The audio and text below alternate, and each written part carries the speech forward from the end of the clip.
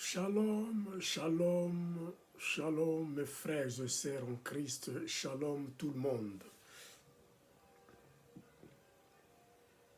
Je remercie Dieu et je bénis l'Éternel, le Dieu Tout-Puissant, de m'avoir encore accordé sa grâce de me présenter devant vous pour proclamer sa bonne nouvelle. La semaine passée, j'avais commencé un thème que j'avais intitulé « Le salut de l'homme ». Et on avait vu, je bénis votre présence, je bénis votre confiance d'écouter la bonne nouvelle, de se concentrer, de chercher, de connaître la vérité de la parole de Dieu et de marcher sous la lumière de la parole de Dieu. Je bénis la parole de Dieu et je bénis vous, fidèles, qui me suivez pour la proclamation de l'évangile du salut. La fois passée, j'avais parlé du salut de l'homme étant vaste comme thème. Aujourd'hui, je vous parlerai du péché comme sous-thème. Parce que la fois passée, j'avais défini le salut comme la rédemption éternelle de l'homme pécheur obtenue par la repentance et la foi en la perfection du sacrifice de Jésus-Christ à la croix. Donc, vous voyez que le salut de l'homme, après la création de l'homme fut mis sur le jardin d'Éden et sous la tentation de Satan, Adam et Ève étaient tombés dans les péchés. Ils avaient désobéi de leur propre volonté à la recommandation de Dieu. Alléluia. Alors c'est à partir de ça que nous pouvons parler du salut. C'est à partir du péché, en passant par la repentance et le sacrifice de notre Seigneur Jésus-Christ sur la croix pour sauver l'homme, pour arracher l'homme d'entre les mains de Satan. Et c'est ça qui m'amène aujourd'hui de vous parler du péché. Et prochainement, je vous parlerai, j'entrerai dans la rédemption. Je vous parlerai de la repentance, de la justification et consort. Mais aujourd'hui, nous nous concentrons à parler du péché pour mieux comprendre qu'est-ce que c'est réellement passé et quelles sont les conséquences pour nous, les humains. Alléluia. Pour commencer, je vous parlerai de deux parties en ce qui concerne le péché. Je vous parlerai de la nature du péché et son étendue, la conséquence, la pénalité du péché. Alléluia. Je bénis d'abord la parole de Dieu et je bénis vous qui me suivez, qui suivez cet évangile du salut. Aujourd'hui, nous sommes dans les sous-thèmes, les péchés. je vous parlerai, je vous lirai 3 écritures principales sur la nature du péché. Je vous lirai Genèse, chapitre 3, du verset 1 jusqu'à 24. Et sur l'étendue du péché, qui vont subir les conséquences du péché, je vous lirai Genèse chapitre 2, verset 17, et je vous lirai également Romains chapitre 5, verset 12,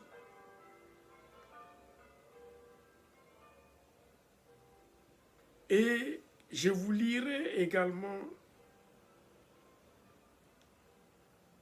c'est toujours dans ce qui sont les conséquences du péché, qui vont payer le prix sur le péché, quelles sont les conséquences sur nous les humains. Je vous lirai également Galates chapitre 5, du verset 17 jusqu'à 21.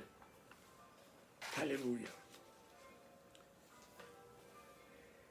Pour commencer, sur la nature du péché, le point 1, nous allons d'abord commencer l'origine du péché par rapport à la race humaine, c'est quoi? L'origine du péché, nous savons que le premier homme et la première femme, Adam et Ève donc, par leur propre choix, par leur volonté, ils ont désobéi à la loi de Dieu. Ils ont péché contre Dieu. C'est pourquoi je vais vous lire rapidement la parole de Dieu dans Genèse chapitre 3, du verset 1 jusqu'à 24. Et après, nous allons entrer en profondeur de la parole de Dieu.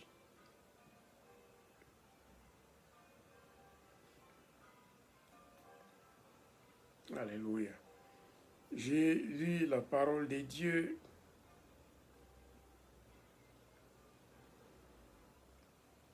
Genèse chapitre 3 du verset 1 à 24. Les serpents, je lis au nom de Jésus, les serpents étaient les plus rusés de tous les animaux des champs que l'Éternel Dieu avait fait. Il dit à la femme, Dieu a-t-il réellement dit, vous ne mangerez pas de tous les arbres du jardin? La femme répondit au serpent, nous mangeons du fruit des arbres du jardin. Mais quant au fruit de l'arbre qui est au milieu du jardin, Dieu a dit, vous n'en mangerez point et vous n'y toucherez point, de peur que vous ne mouriez.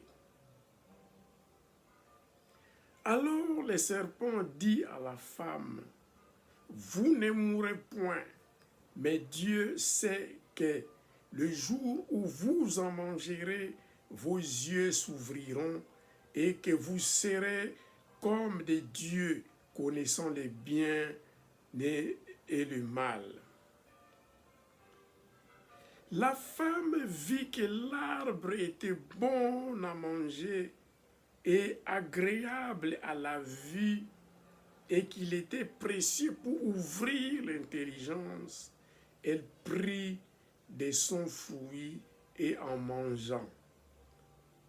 Elle en donna aussi à son mari qui était auprès d'elle et il en mangea. Les yeux de l'un et de l'autre s'ouvrirent, ils connurent qu'ils étaient nus et ayant conçu des feuilles de figuier, ils s'enfuirent de ceinture. Alors ils entendirent la voix de l'Éternel Dieu qui parcourait le jardin vers le soir. Et l'homme et sa femme se cachèrent loin de la face de l'Éternel Dieu au milieu des arbres du jardin. Mais l'Éternel Dieu appela l'homme et lui dit, « Où es-tu » Il répondit, « J'ai entendu ta voix dans les jardins et j'ai eu peur parce que je suis nu et je me suis caché. » Et l'Éternel Dieu dit, « Qui t'a appris que tu es nu? Est-ce que tu as mangé de l'arbre dont je t'avais défendu de manger ?» L'homme répondit, « La femme que tu as mise auprès de moi m'a donné de l'arbre et j'en ai mangé. » Et l'Éternel Dieu dit à la femme, « Pourquoi as-tu fait cela ?» La femme répondit, « Le serpent m'a séduit et j'en ai mangé. »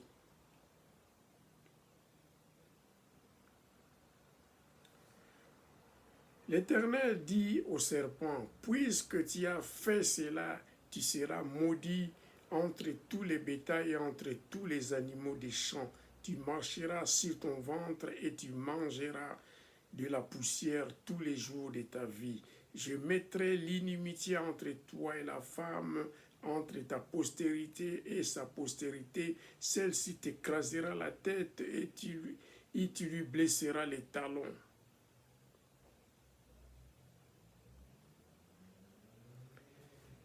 Il dit à la femme, « J'augmenterai la souffrance de tes grossesses, tu enfanteras avec douleur et tes désirs se porteront vers ton mari, mais il dominera sur toi. » Il dit à l'homme, « Puisque tu as écouté la voix de ta femme et que tu as mangé de l'arbre au sujet duquel je t'avais donné cet ordre, tu n'en mangeras point, le sol sera maudit à cause de toi.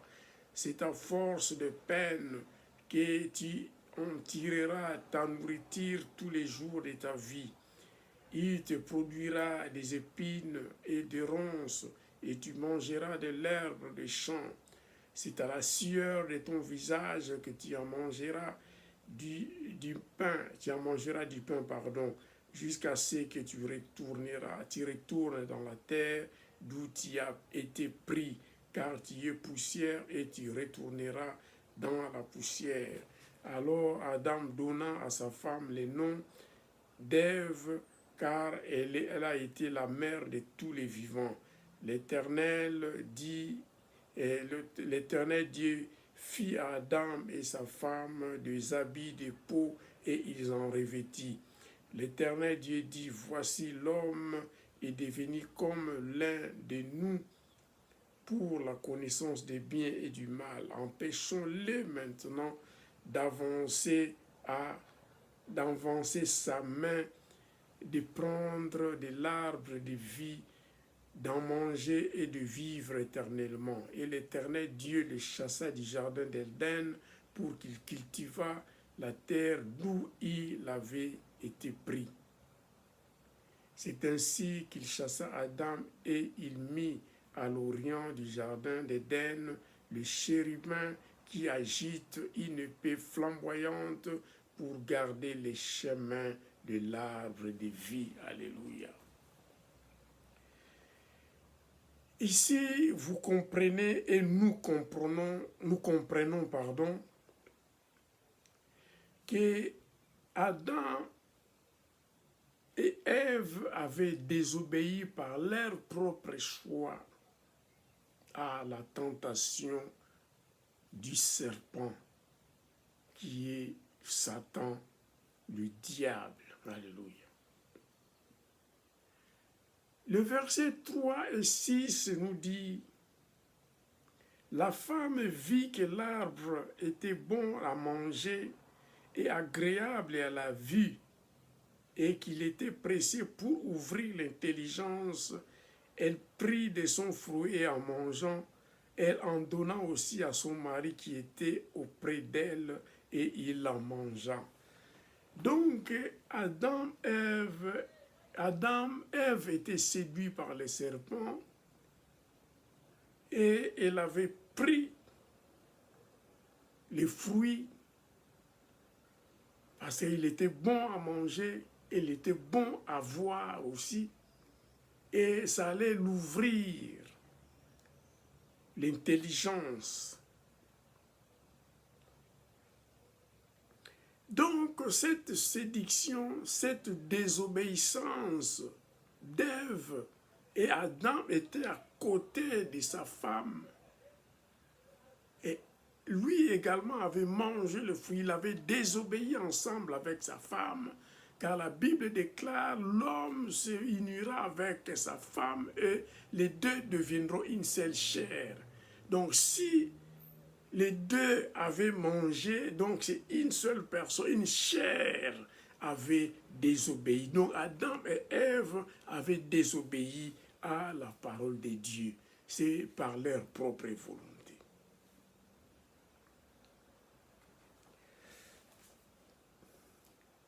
Donc nous comprenons que le péché, c'est, je vais vous lire quelques mots qui décrivent le péché dans quelques-unes de ses formes, en hébreu et en grec. En hébreu, chata signifie sortir du chemin, manquer le but. Pécha, c'est toujours en hébreu, signifie transgresser. Et avla signifie tordre, agir d'une manière perverse. Et en grec, nous avons armatia, manquer le but, qui correspond à chata en hébreu. Nous avons paraptoma, s'éloigner de la loi, de la vérité, du droit, offense. Parabasis, c'est aller au-delà de la vérité du bien, de la vérité et du bien, une transgression qui correspond à péché en hébreu. Puis nous avons anomia, indiscipliné, iniquité. Nous avons osébeia, irrévérence, impiété. Donc, nous avons compris, c'est sortir du chemin, c'est manquer le but, c'est la désobéissance, c'est tordre, c'est éloigner de la loi, de la vérité, du droit, offenser, aller au-delà de la vérité, ici même aller au-delà de la vérité et du bien, c'est une transgression. La parole de Dieu est écrite. Si vous ajoutez quelque chose, vous enlevez quelque chose, vous allez au-delà de la vérité et du bien. Donc c'est un péché. Vous transgressez la parole de Dieu. Nous transgressons la parole de Dieu. Alléluia.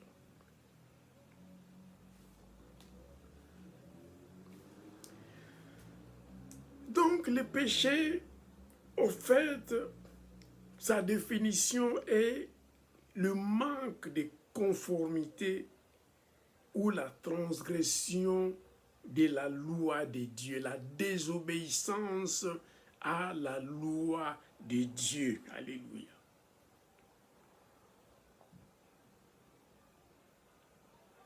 Le péché, c'est une faiblesse. Le péché ouvre la porte à Satan pour installer ses racines ténébreuses et ses démons. Quand nous péchons, nous ouvrons la porte à Satan de venir s'aimer ces racines de ténèbres dans nos vies à nous. Car nous avons ouvert la porte. Et ça permet également à Satan d'établir, d'installer ces démons dans nos corps, dans nos vies. Alléluia. Et si nous ne nous repentons pas, si nous marchons dans les péchés, nous vivons dans les péchés, et nous ne marchons pas selon le Saint-Esprit, alors nous donnons l'autorisation à Satan de bâtir sa forteresse dans nos vies. Donc pour s'en sortir, quand ça devient une forteresse dans nos vies, les racines des ténèbres et les démons se sont installés dans nos vies, c'est l'intervention divine de Dieu que nous aurons besoin pour se débarrasser de Satan, pour se débarrasser de ces démons et de ces racines des ténèbres. Alléluia. Voilà pourquoi la forteresse, le mur de Jéricho était barricadé parce qu'ils avaient consommé les péchés. Alors, cette mur-là qui était élevé, ils ne pouvaient pas. Les enfants d'Israël ne pouvaient pas traverser ces murs parce que c'était une muraille. Alors, il devrait avoir l'intervention divine pour traverser cela, ces murailles. Alléluia. Gloire à Jésus.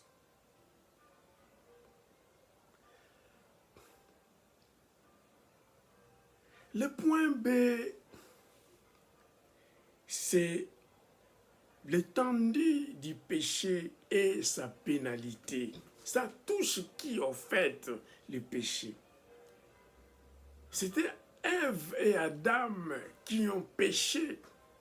Adam a péché le premier.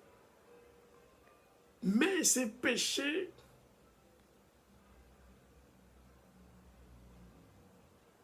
est étendu à nous également.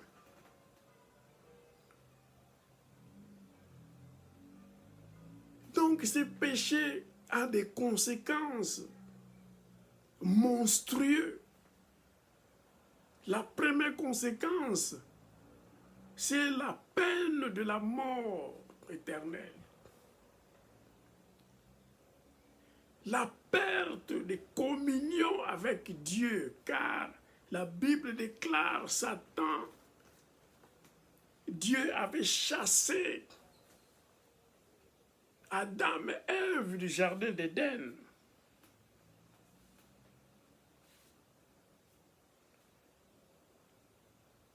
L'Éternel, dans Genèse chapitre 3, verset 23, l'Éternel Dieu le chassa du jardin d'Éden pour qu'il cultivât la terre d'où il avait été pris. Donc ils étaient chassés du jardin d'Éden et Dieu avait même mis un chérubin pour garder de l'arbre de vie. Donc ils avaient perdu la communion avec Dieu.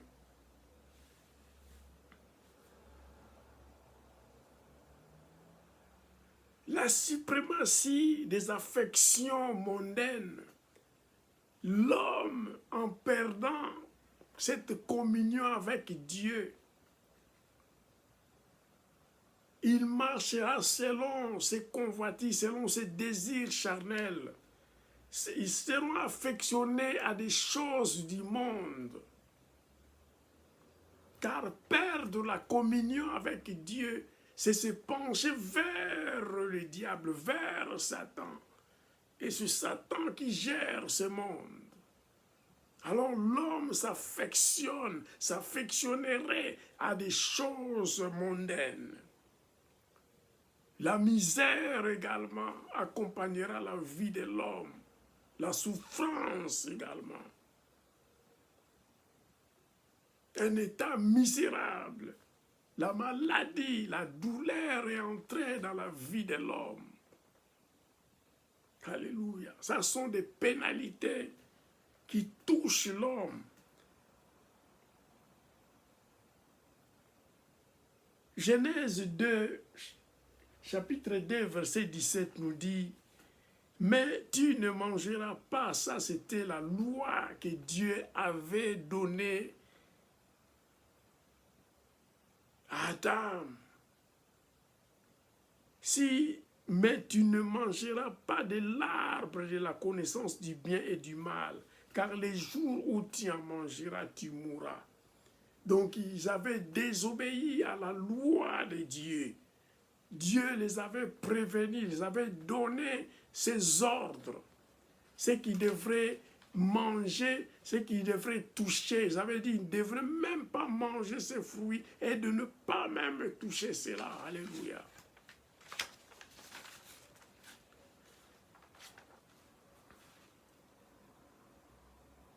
Romains chapitre 5, verset 12 nous dit, c'est pourquoi, comme par un seul homme, le péché est entré dans le monde et par le péché, la mort.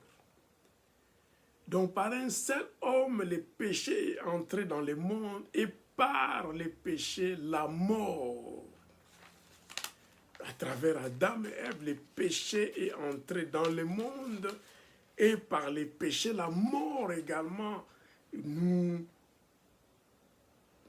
est entrée dans nos vies. Donc personne n'échappera à la mort, à part Élie et à part ceux qui ont eu l'opportunité d'être ravis par Dieu, qui n'ont pas connu la mort de la chair. Alléluia. Mais ici, la Bible déclare, Romains chapitre 5, verset 12 nous dit, c'est pourquoi par un seul homme le péché est entré dans le monde, et par les péchés donc la mort.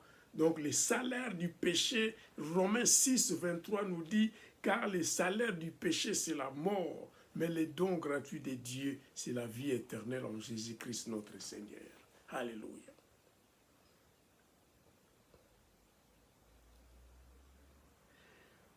Au fait, le péché, c'est quoi? Avant, nous avons vu, le péché touche l'humanité tout entière, toute la race humaine.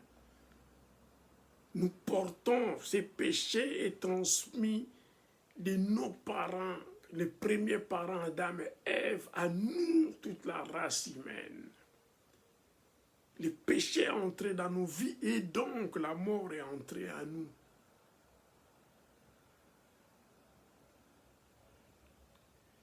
Mais le péché a une nature.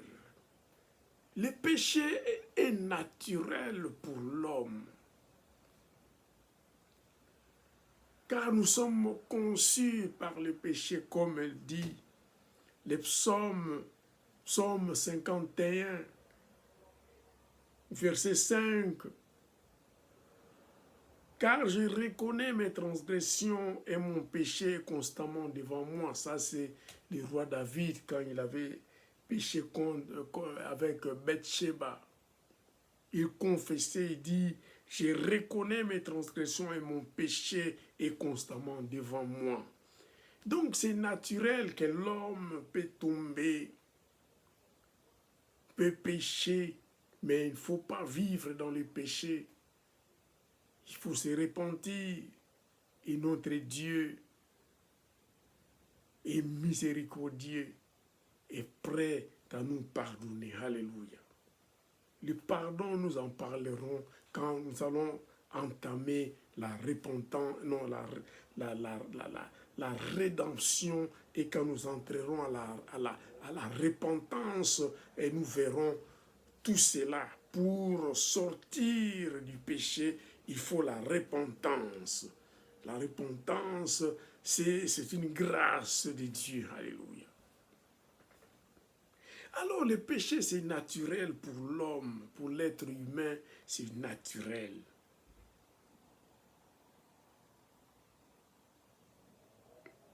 Donc, pour éviter cette nature du péché, il faut rencontrer Jésus-Christ.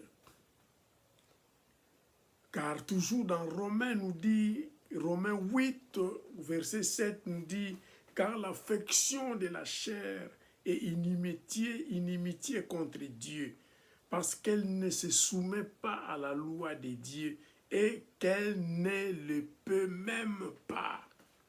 Donc quand nous avons l'affection à la chair, c'est inimitié contre Dieu. Voilà pourquoi Ève ici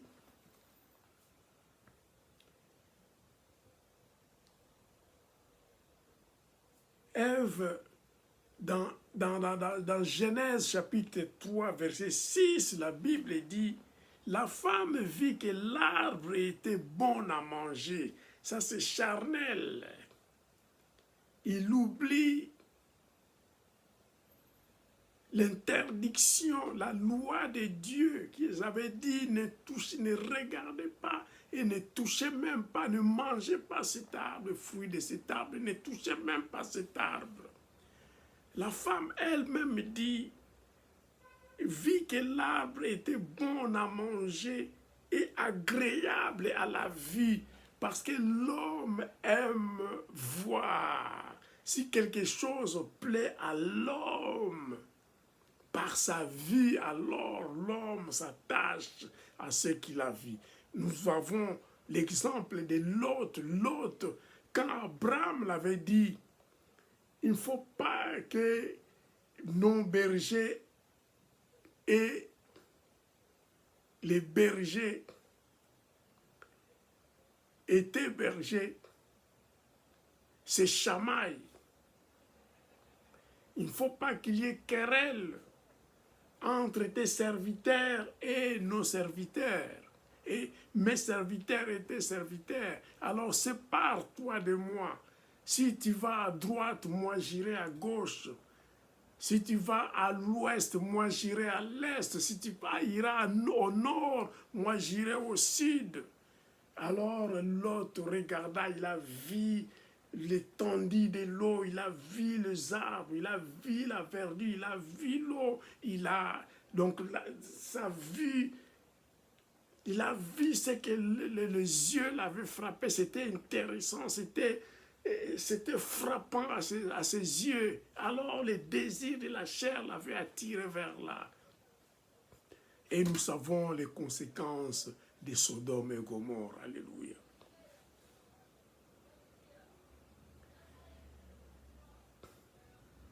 Et comme les mensonges étaient aussi entrés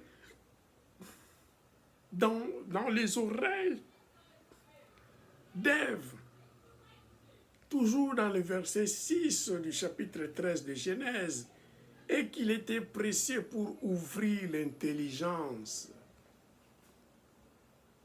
Il y a ici 3 éléments. La désobéissance à la loi de Dieu, donc il a mangé. Il a mangé, était bon à manger, donc il avait déjà désobéi. Dieu les avait interdits de manger cet arbre. Et c'était bien à la vue de ne pas toucher cet arbre. Donc pour Ève, c'était donc bien à la vue de voir cet arbre.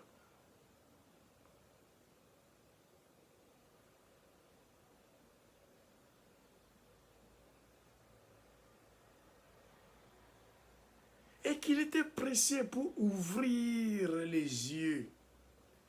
Donc la volonté charnelle de désobéir à la voix de Dieu, de ne pas manger l'arbre, le fruit de l'arbre, de ne pas toucher même cet arbre.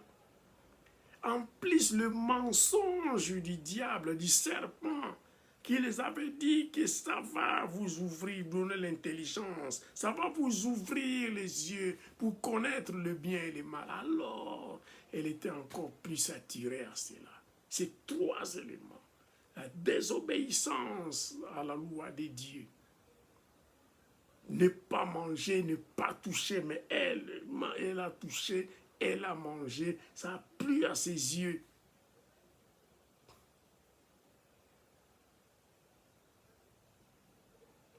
Alléluia, faisons attention, car le diable et rusé. Alléluia. La Bible déclare, les serpents étaient les plus rusés de tous les animaux des champs que l'Éternel Dieu avait fait.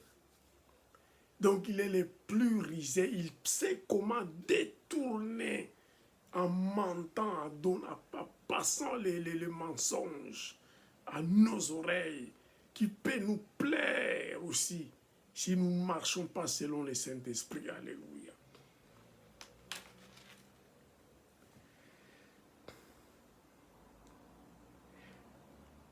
C'est toujours la nature de l'homme. Le péché est naturel pour l'homme. Vous lirez ça à la maison, Galates au chapitre 5 du verset 17 au verset, jusqu'au verset 21. Vous lirez ça auprès de vous. Il y a donc la liste de ce que la chair désire et ce qui est contraire à la chair. Galates chapitre 5, verset 17 jusqu'à 21.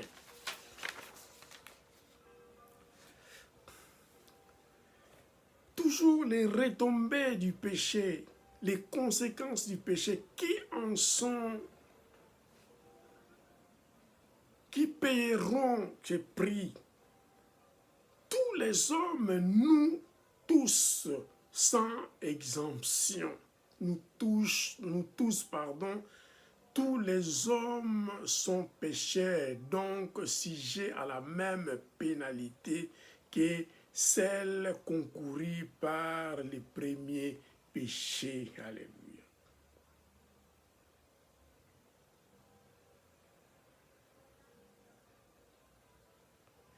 La Bible ici nous dit, l'homme peut se vanter de dire que moi je suis bon, moi je donne à manger aux orphelins, je m'occupe des veuves, je fais du bien, je n'ai jamais injurié personne, je ne frappe personne, mais notre nature, le péché est naturel pour chaque être humain. Prenons l'exemple de Salomon. Salomon était le plus sage. Mais Salomon, il avait inauguré le temple de Dieu, il avait fait une somptueuse prière à l'inauguration.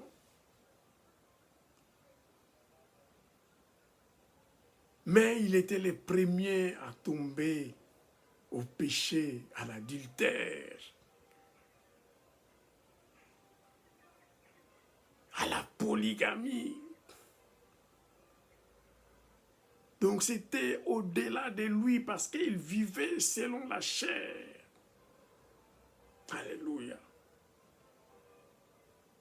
Voilà pourquoi il est facile à l'homme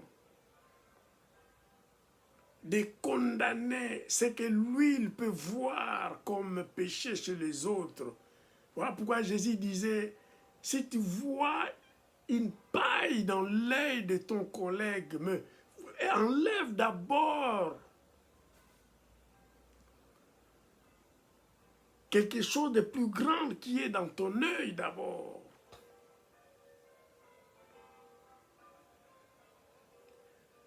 Ici, je vais prendre l'exemple de Constant Mutamba, le ministre de la Justice de la RDC. Lui, il voyait les Koulouna, quelqu'un qui a volé du pain pour se nourrir, ou bien quelqu'un qui vit dans la souffrance, la création des Koulouna, c'est la malgouvernance. Nous avons créé des pauvres à la République. La société, les sociales ne fonctionnent pas. Alors lui, il a même osé de créer la loi, la peine de mort pour les Koulouna d'abord. Mais sans oublier lui-même, il était un grand voleur, un Koulouna cravaté. Alléluia. Donc le péché est naturel pour chaque être humain. Il n'y a pas d'exception. Nous pouvons tomber dans les péchés facilement. Alléluia. Si nous ne marchons pas selon l'Esprit de Dieu, nous pouvons facilement tomber au péché et nous chercherons toujours à Dieu de résoudre ce problème. Alléluia. Et là, vous lirez chez vous 1 Jean chapitre 1, versets 8 et 10. Là où aucun homme ne peut dire que moi, je n'ai pas péché. Aucune personne peut dire, nous disons que nous n'avons pas péché. Si nous faisons cela, nous sommes menteurs devant Dieu. Car sa parole n'a point, la parole de Dieu n'est point en nous si nous disons que nous n'avons pas péché. C'est naturel pour l'homme de commettre le péché et la porte du sortie du péché, c'est la repentance. Alléluia. Pour cela, nous avons besoin de la rédemption. La rédemption, c'est une grâce de Dieu.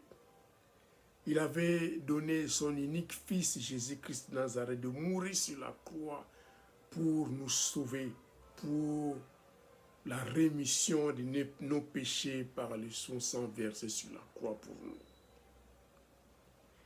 Voilà pourquoi, si nous marchons avec le Saint-Esprit, nous ne donnerons pas l'occasion à Satan d'établir ses racines dans nos vies. Et si nous vivons dans les péchés, nous permettrons à Satan de bâtir sa forteresse des ténèbres et installer ses démons dans nos vies. Voilà pourquoi, pour citer, je vous lis cette parole qui est dans Matthieu chapitre 12 du verset 43 jusqu'à 45. J'espère que vous avez pris note de tous les versets que je vous ai cités pour comprendre qu'est-ce que c'est le péché. Si nous vivons dans les péchés, nous allons recueillir ce qui est écrit dans ces Écritures. Dans Matthieu 12, verset 43 jusqu'à 45, je lis la parole de Dieu au nom de Jésus. Lorsque l'esprit impur est sorti d'un homme, il va par les lieux arides cherchant du repos et il n'en trouve point. Alors il dit, je retournerai dans ma maison d'où je suis sorti, et quand il arrive, il la trouve vide, balayée et ornée. Il s'en va et il prend avec lui 7 autres esprits plus méchants que lui. Ils entrent dans la maison, s'y installent, et la dernière condition de cet homme est pire que la première. Il en sera de même pour cette génération méchante. Ici, c'est spirituel. Quand nous vivons dans les péchés, nous avons besoin de la délivrance. Et quand la délivrance arrive, selon la puissante parole de Dieu, selon la lumière de Christ, toute force des ténèbres sortent de la personne. Ils vont dans les lieux arides. Ils ne peuvent pas résister devant la lumière de Christ. Mais quand nous sommes délivrés et que la place dans nos corps, dans notre vie est vide et libérée, c'est le moment de s'ancrer, de s'attacher à Dieu, de remplir ton cœur par les dons du Saint-Esprit. de se vêtir de l'armure complète de Dieu et de produire les fruits dignes de la repentance et de produire également dans nos vies les fruits de l'esprit, l'amour, la joie, la patience, la paix et tous ces éléments doivent se manifester dans la vie d'un chrétien. Alors, quand le démon qui était sorti le jour de la délivrance, qui était parti dans le désert, quand il viendra, s'il trouve que ta maison, disons ton corps, ton esprit est rempli par les dons spirituels, tu es vêtu par toute l'armure de Dieu et tu produis les fruits du Saint-Esprit, alors ce démon n'a pas de chance de retourner chez toi. Il n'aura même pas l'occasion d'amener d'autres démons pour venir se loger dans ta vie. Alors là, ta délivrance sera complète. Alléluia. Je chute ici. Prochainement, j'entrerai dans la rédemption. Mais les sous-thèmes que j'entrerai en entrant dans la rédemption, je vous parlerai de la repentance. Alléluia. Je vous parlerai prochainement de la repentance pour voir comment fermer la porte au diable, comment résister au diable. Il fuira loin de vous, comme la Bible le déclare dans le nom puissant de Jésus. Merci, que le Seigneur vous bénisse, que l'honneur, la gloire et la magnificence soient en vous, au nom puissant de Jésus. Amen, amen, amen.